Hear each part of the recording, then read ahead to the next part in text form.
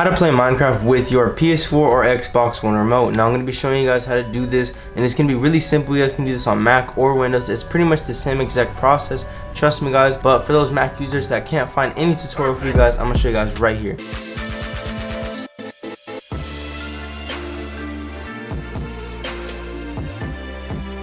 We got a special shout out winner today for you.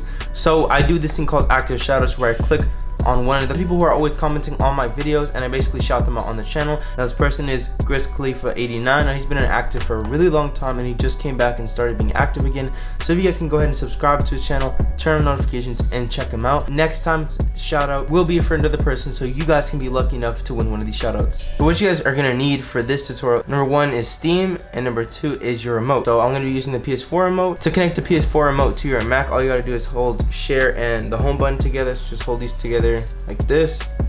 Wait till it keeps flashing. Once it flashes, I'll show you in a second.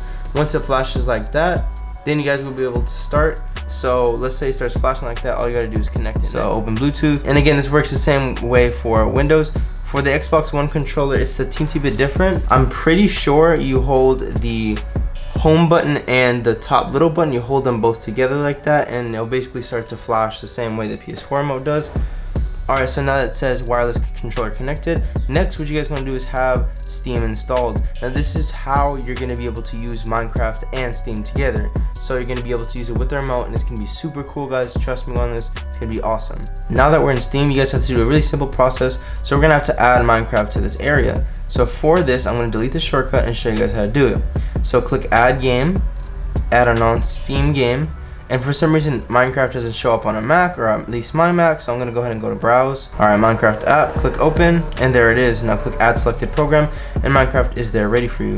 Do not click play yet, we are not finished. So again, make sure your remote is connected, make sure it's on, all that cool stuff. Next, what you guys wanna do is go into this new Steam mode. Now it's basically like a way where you can use your remote automatically with Steam. It's like super simple. So you're gonna go up here, big picture mode, tap it.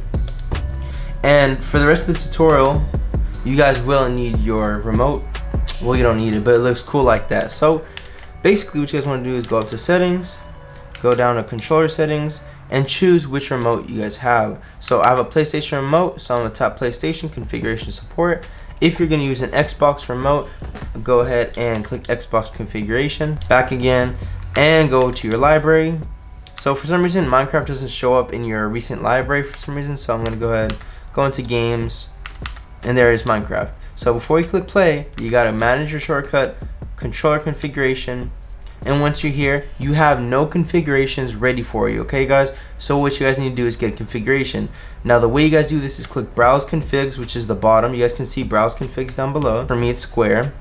Go to community, and basically people made configurations for your specific remote on here. So what I do is I go ahead and click like the best ones, like sorted by votes. So I sorted by votes, obviously.